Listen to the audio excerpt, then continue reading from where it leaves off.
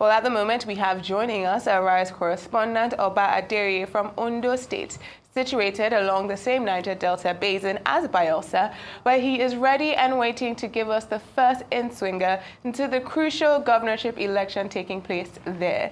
Good morning, Oba. Welcome to the morning show.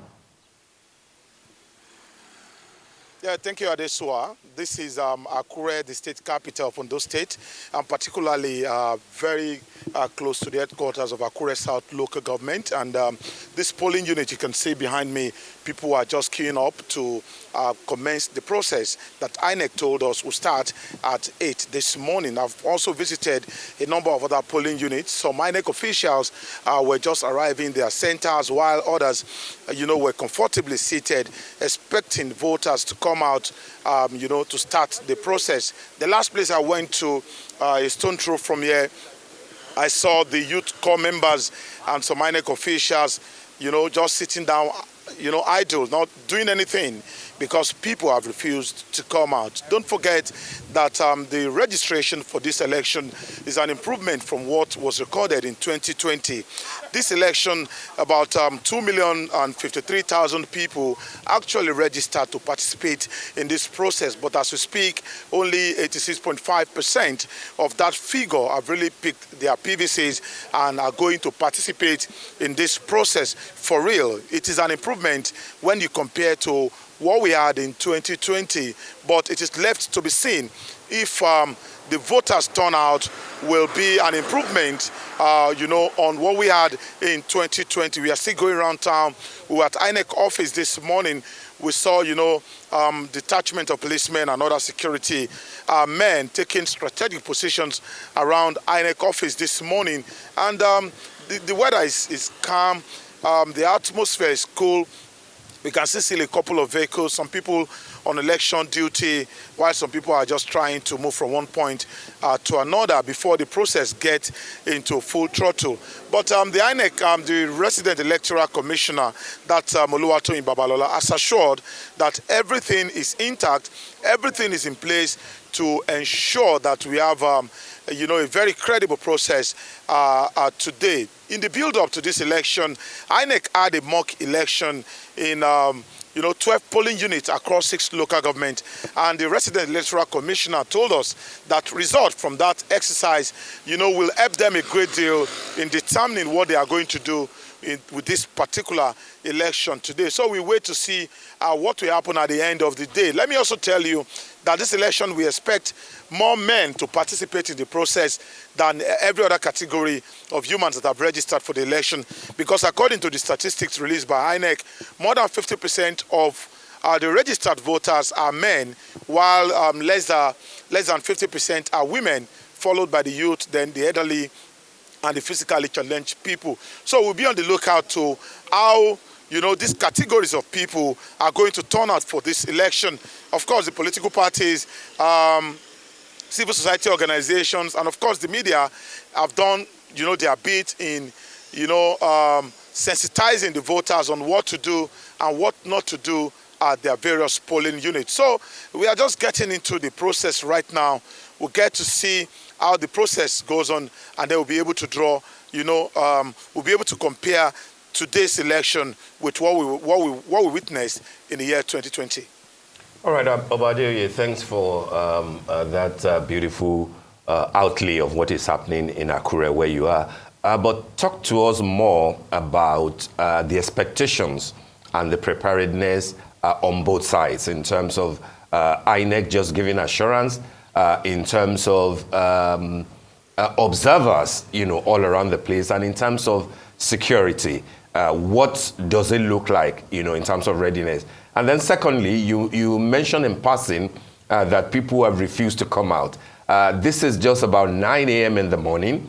Don't you think that that's a bit too early? Or you are basing that on the outcome of the election in 2020, when less than 30% of those who collected their PVCs actually came out to elect the late Rotimi Akeredolu?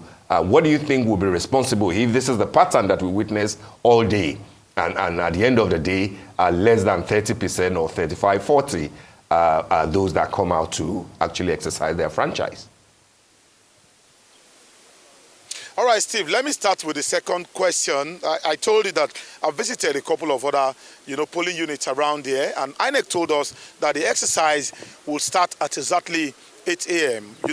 There's some tardiness on the side of some INEC officials, but I can also tell you that people have refused to come out in most of these places that we have checked this morning. That does not mean to say that the situation will remain the same till the end of the exercise today.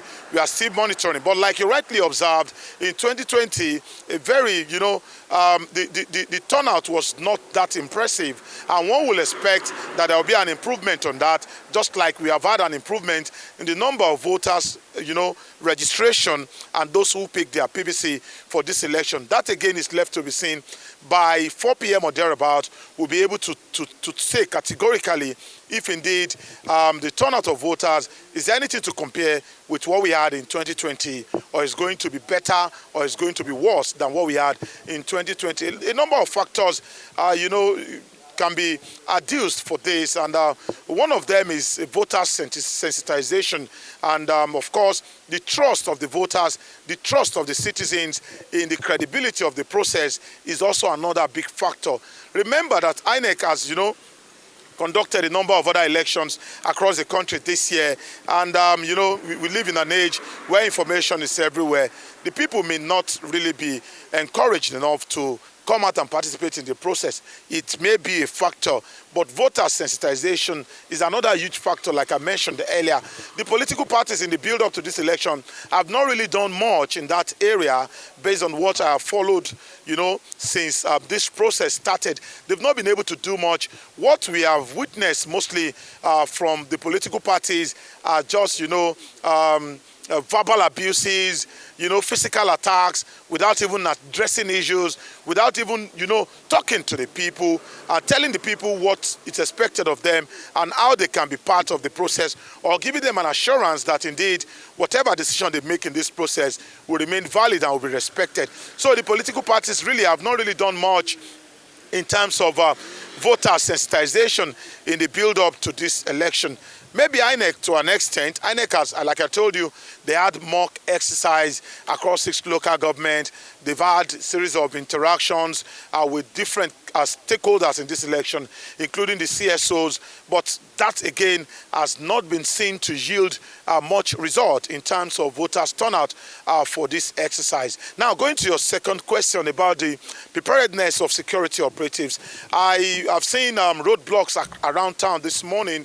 I've seen the military positioning themselves from one point to another, stopping vehicles and doing stop and search, the usual thing that we do in Nigeria whenever you have an election. When you get to such a roadblock, you tend to think like maybe there is a crisis in town or there is a war in town. So to say, election should be a civil matter. I don't know why we need to have heavy military presence around town. I've seen people on their motorcycles, jittering or getting afraid any moment they move closer to the military. Of course, the soldiers have been friendly and they've comported themselves the way it should be comported. But the presence of soldiers, the presence of the fatigue alone, sends some signals to people around. People tend to, tune up their number 6 to the highest volume to comport themselves, in the presence of soldiers. So we've seen that around town, and we've also seen policemen spread across town, especially at the INEC office. We have a whole lot of them at the INEC office this morning. Several, kilometers before you get to the INEC office, you start seeing policemen, at every point. Some are even blocking the road outrightly that you have to go and use another road. There's no crisis in town. It's just an election. For me, I don't think that is necessary. But again, if that will help us to have credible exercise, if that will help us to have security of lives and property, if that will help us to, to add more credibility to the process, why not?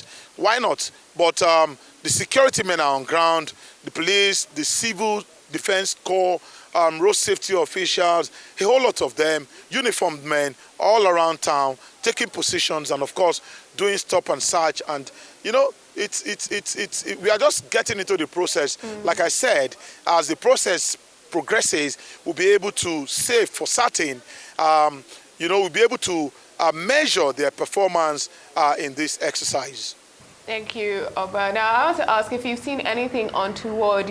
Sometimes in these electioneering processes, we hear that there's been money or food shared, or we see some type of activity that maybe ill activity by non-state actors. So have you seen anything of that sort? Because you have said that it has been quite quiet, but it's still very early on in the day. It's just past 9 a.m. And also, you did mention that there has been low confidence, or there might be low confidence in INEC due to some of the previous elections. For example, the Edo State election, where Senator Monday Okpobolo was just sworn in this week as the next governor, as the governor of Edo State. So are you hearing that from people, that they're not very confident in the process? And are you seeing anything, or any signs of trouble for later? Talking about voters' inducement in the build-up to this election, voters' inducement keep taking different forms and shapes across Nigeria. Politicians have mastered that particular art, and they keep on, bringing up different patterns for different elections. So there have been massive voters' inducement before this election, and that one is like a culture in this part of the world, where you see politicians who have not really paid attention to the people suddenly coming out and identifying with the people, some going around town doing all sorts just to identify with the people. We've seen a couple of that around town, but today we have not witnessed anything particularly that has to do with voters' inducement. Yesterday I was somewhere in this Akure, and a particular governor from the Middle Belt was around. That's the governor of Benue State, so to say. He came around to, visit his people living in Ondo State, and I saw people writing names and, writing names and talking about being put on the list because of the largesse that will come from that particular meeting. I never got an opportunity to ascertain if indeed they were giving money, but I had that. So in this election, we've not seen anybody going about with raw cash or doing digital transfer or what have you. We have not seen yet, and that is because the election is just starting. By the time, in about an hour or two more, we may start seeing that. But in this election, we have not seen anything of sort. And you also mentioned, can you remind me the second question that you mentioned, apart from voters' inducement? Well, I just said in relation to the Edo State elections, you did say that INEC, that some people might not have confidence in INEC, and I was wondering if you've heard that on ground, that some people don't have confidence in the process, so they're not bothering to vote.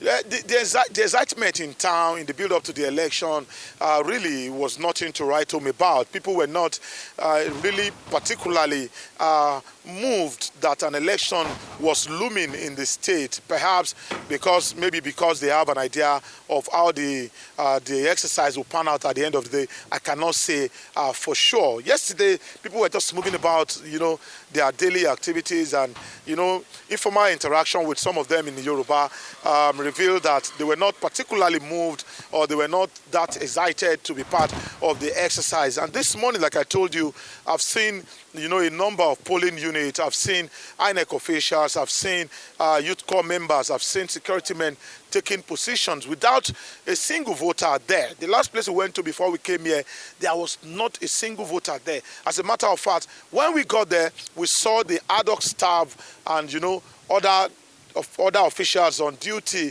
eating bread. They were just maybe having their breakfast ahead of a long day. The moment they saw the icon and they saw the camera, they started packing the bread and they started comporting themselves. That tells you that they are just idle there. Nobody has really come out, and the exercise was supposed to start at 8. But again, it's too early in the day to make decisions about voters' turnout in this election. Let's see what happens in the next 1 or 2 hours. We'll be able to say for sure if indeed the voters are really interested in this exercise. Okay. Well, thank you so much, Oba Adeoye, for joining us on the morning show.